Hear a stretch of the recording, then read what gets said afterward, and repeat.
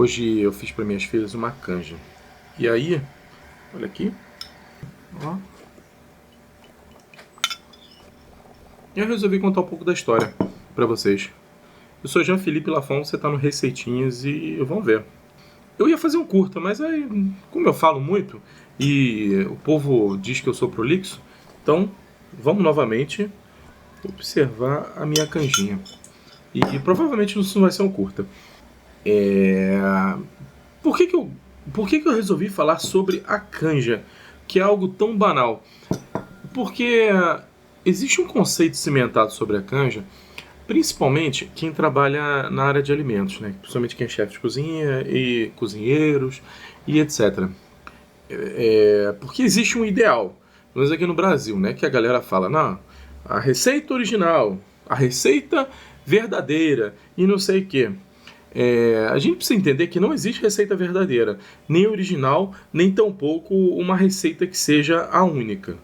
Porque a partir do momento em que a língua é plástica e a receita é feita de linguagem, né, de conceitos linguísticos, as receitas também são plásticas.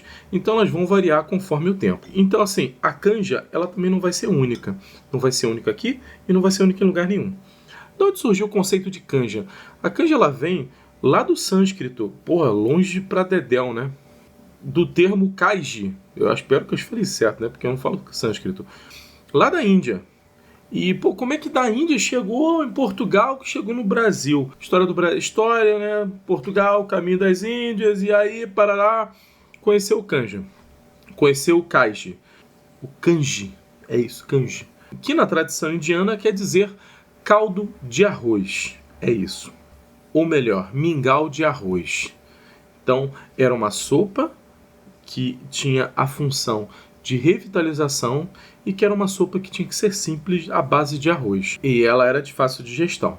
Pois bem, e aí a receita viajou da Índia até Portugal e quando chegou em Portugal, principalmente Portugal por conta das invasões mouras, eles acabaram absorvendo o arroz na receita, até porque a base da receita era arroz. E eles começaram a colocar elementos portugueses, muito comuns. Então, acaba que a sopa de mingau de arroz virou uma sopa de frango, que foi acrescido frango e legumes. E também, uma coisa muito importante, a sopa ganhou características de ervas aromáticas. Ó, hortelã da minha horta de janela. Vamos comer hortelãzinho? Ó, isso aqui é muito bom.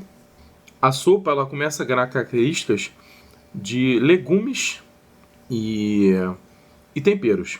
Quando os portugueses vêm para o Brasil, eles trazem a tradição da canja. E a gente começa a chamar de galinha. Entenda que a canja, lá no passado, era uma sopa fortificante feita de fácil digestão. Então, ele continuou com essa metodologia de fácil digestão.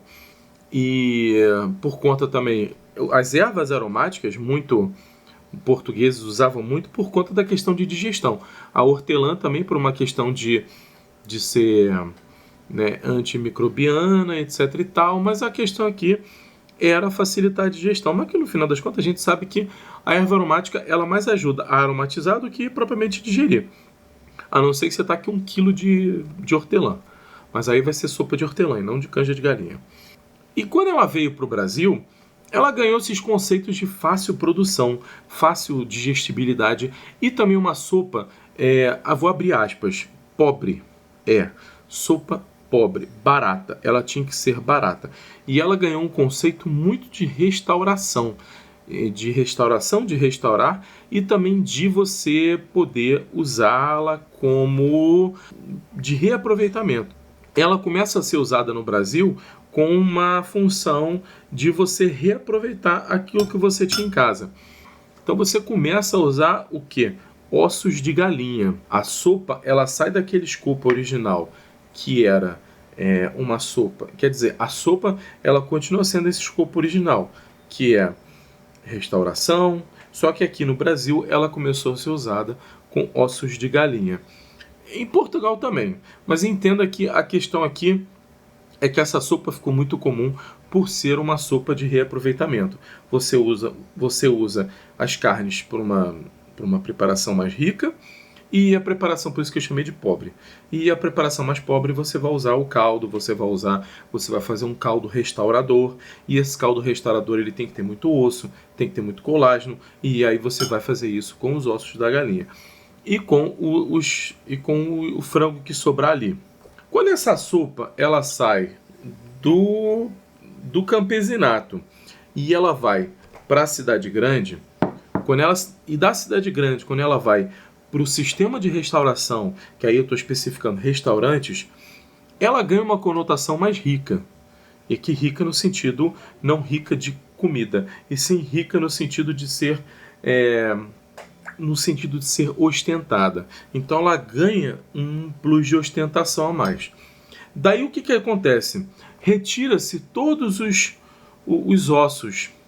Você que antes tinha uma canja que era feita basicamente de osso, lembra? Quem tem 30 a mais vai saber do que eu estou falando. Antigamente era comum a gente comprar asa de frango. E hoje a asa de frango é uma coisa quase incomum de comprar, porque a asa de frango agora é retirada, o conjunto asa de frango é retirada, você tem a drumete, como sendo drumete, né, a coxinha de galinha, a coxinha da asa, e aquela parte final ali você geralmente é até mais cara de você conseguir comprar hoje. O que antes era barato ficou caro. Mas por quê? Porque a indústria agora usa isso para outras coisas, principalmente para ração animal. E até porque não é um conjunto tão nobre. Então o que antes a gente usava, né, as partes não nobres da galinha, do frango, passou a ser usado agora a partes nobres, ou seja, retirou-se a asa de frango e entrou o quê? O peito de frango. Então você começou a ter uma sopa ostentada. Vou experimentar, que senão vocês vão falar que eu fiz isso aqui fake, ó. Incrível. E por que eu estou conversando? Por que eu estou querendo chegar nessa história toda? Eu passei anos da minha vida fazendo receitas, qual eu estava atrelado ao meu quadradinho, né? Atrelado àquele meu quadradinho. Que é o quê? É um conceito formal que você tem quando você entra em restaurante. O estrogonofe tem que ser feito dessa maneira, o não sei o que tem que ser feito dessa maneira, o piamontese tem que ser feito dessa maneira. E no final das contas, hoje, eu percebo que nada precisa ser feito da maneira que a gente acha que tem que ser feito.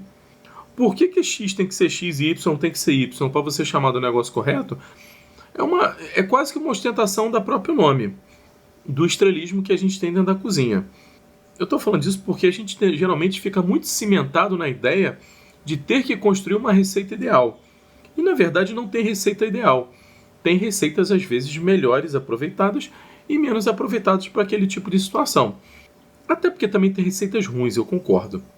Mas a receita não é ruim porque ela nasceu ruim. A receita é ruim porque você fez usufruto ruim da receita. Entendeu? Eu acho que aqui é diferente. A gente precisa entender que as pessoas fazem mau uso da receita. Assim como o fígado ele não é ruim. Ruim é você fazer bolo de fígado para falar que aquilo é proteico. Porra. Então, entendeu? A receita foi ruim porque você foi utilizar de maneira errada aquele ingrediente que você queria inventar. Mas é outro papo, outra conversa. Então, voltando. Eu sempre me prendi muito. E como é que se faz canja, né? Você pega, faz a canja, grelha, refoga o frango, depois você joga alho, cebola, depois você joga os temperos, depois você joga a cenoura e você joga o caldo ali, a água, para ferver e depois, por último, você joga o arroz. No restaurante você sempre coloca arroz pronto, porque você vai pegar ali e vai fazer ali para fazer o arroz pronto. Em casa, geralmente, você bota o arroz para fazer. Aí que tá onde eu quero chegar ao assunto. Eu, em nenhum momento, quando eu trabalhava em restaurante, parava para pensar nisso. Porque primeiro você está trabalhando igual um diabo. E você não consegue parar para pensar nessas coisas. E segundo que você também tem que entender que o público tem uma certa resistência ao novo ou ao diferente. E aqui eu não estou querendo fazer canja de galinha com polvo, que não faz sentido. Eu estou querendo aqui falar especificamente de pequenas mudanças que a gente pode fazer e que continua sendo canja e na verdade a gente está fazendo de uma maneira que mais abrasileirada, de uma maneira mais aproveitada para o nosso paladar. E aqui que eu quero entrar em 2 temperos. Que é o seguinte, eu de uns tempos pra cá, sempre tenho feito minhas canjas com cominho e o nosso bom e velho coloral. Ah, mas por que coisa... Porque no restaurante, você vai ver, 100% das pessoas vão fazer canja usando massa de tomate. Porque a canja em si, ela é feia. Vamos falar a verdade, ela é feia. Porque ela é um líquido branco. E quando você coloca o osso para ferver, ele fica cinza. Então você tem ali um líquido cinza, cujo a cenoura não vai te ajudar a trazer cor à sopa. E além disso, você tem um líquido cinza com uma tonalidade branca do frango. Então você tem ali cinza sobre branco, sobre branco, sobre cinza. Fica uma coisa horrorosa. E geralmente coloca-se massa de tomate. Nunca, se eu falar isso para alguém, que você tem que colocar coloral na canja de galinha, as pessoas vão ter ataque epilético. É porque coloral... Mas, cara, fica linda. Olha aqui a corzinha. Vamos ver aqui. Aqui. Olha a corzinha, que linda. Fica tão linda e tão saborosa quanto. E a gente não tem o problema da massa de tomate, que é deixar um gosto mais adocicado, que aqui eu não quero. Eu quero deixar o sabor mais da canja. E o cominho vem só acrescentar para dar aquela picância brasileira que todo mundo ama. Pô, quem não gosta de cominho na sua comida não é brasileiro. Não pode ganhar a cidadania de brasileiro. Pra ser brasileiro tem que gostar de cominho. Fim. E, cara, a sopa fica maravilhosa. Canja com cominho, cara, você não precisa nem... precisa botar nada. E o que eu acrescento mais nessa sopa? Batata. Porque não é crime colocar batata. Parece brincadeira, né? Eu tô aqui fazendo um vídeo para falar sobre colocar batata na canja. Mas na verdade eu tô fazendo esse vídeo para falar para você, para cortar essas arestas de achar que a receita tem que ser naquele quadrado específico que você leu, né, na revistinha ou o chefe babaca falando que tem que ser feito dessa forma e você replica dessa forma. E nem sabe por quê. Caramba, se eu tô fazendo uma sopa de cenoura... E, pô, eu tava afim de botar batata. Não pode, porque a sopa de cenoura é com cenoura. Enfim, cara, bota batata se você quiser. Dane-se o chefe maluco. Tá entendendo? Ah, porque outro dia o chefe falou, né? Ah, porque arroz brasileira não sabe fazer arroz. Vou tentar colar aqui pra ver o idiota falando. Eu parei de botar cebola no arroz desde que eu tomei um esporro do chefe executivo da Lando Cássio. A gente estava tendo aula de feijoada. E aí, o cara tava lá fiscalizando para ninguém botar cebola no arroz. E nem alho. E nessa época, eu fazia arroz com alho e cebola. E gostava muito. E aí, ele pegou e falou assim, tipo, já viu que tava picado para botar? Aí eu olhei para ele deve ter visto na minha cara que eu xinguei ele na minha cara. Ele deve ter visto. Aí ele falou assim, o mal de vocês, brasileiros, e eles falam assim mesmo, é que vocês botam cebola em tudo. Arroz não é feito com cebola e alho. Mas, chefe, vai ficar sem gosto. Arroz já tem gosto. Faz sentido, ele não tá errado. Aí você vai fazer e vai provar. Não refogue.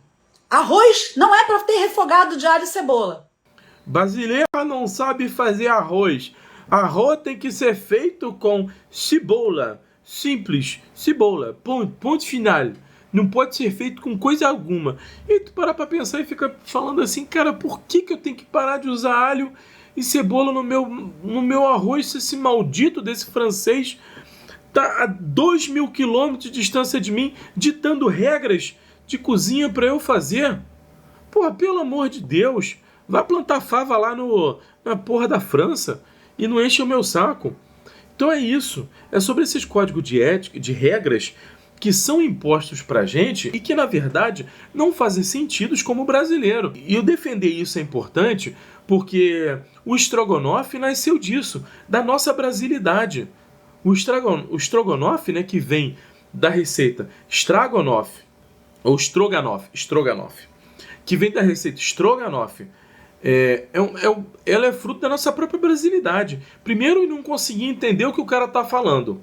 E segundo, que você colocar elementos completamente brasileiros dentro da nossa da nossa tipicidade, das nossas receitas. Até porque a gente tem elementos brasileiros, mas você tem que entender que os nossos elementos brasileiros são feitos de índio, portugueses desgraçados e africanos, escravos. E depois, consequentemente, teve japonês, teve italiano e teve uma cambada de outras gente aí na galera. Americano não, graças a Deus. Americano é por tabela agora. Mas vocês entenderam que a nossa brasilidade, ela vem de fruto de várias costuras de várias nações. Então não adianta a gente negar isso. O que é importante é você falar assim, pô, o cominho é meu. Eu vou botar na minha sopa porque eu gosto, não porque a sopa ela é francesa e não pode colocar cominho, que cominho é sopa brasileira. Ah, tomar banho. Vamos botar para batata. Quando eu trabalhava em restaurante, se você pegar receitas de canja na internet, você não vai ver batata no cardápio. Ó, aqui ó, vou pegar para você. Você não vai ver isso aqui, ó. Batata. Por que não vai ver?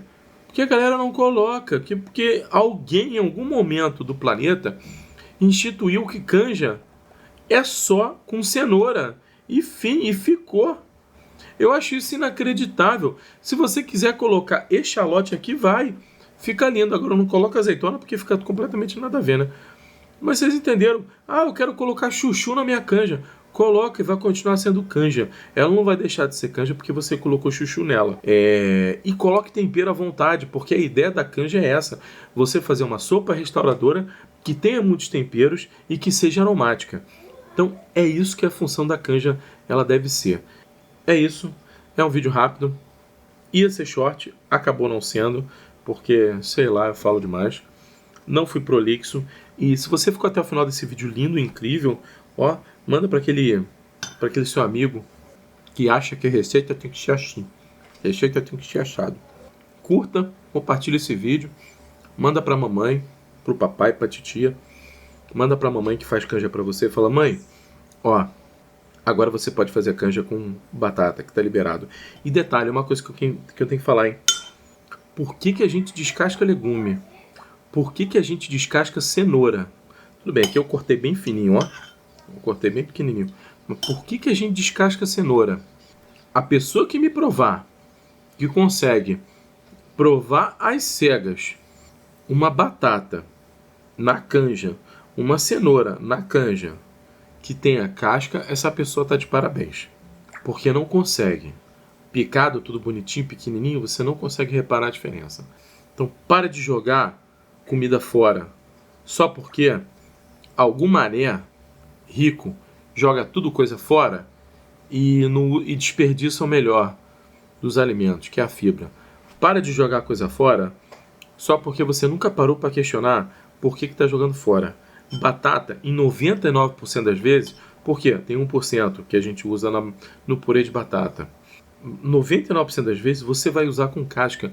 E você vai me agradecer para falar assim, cara, estou usando batata com casca e não faz a menor diferença. Fez no teu bolso, que você vai gastar, vai ter menos lixo, vai sobrar mais batata e você vai me agradecer e o Planeta Terra também. Então é isso. Fiquem com minha canja de galinha.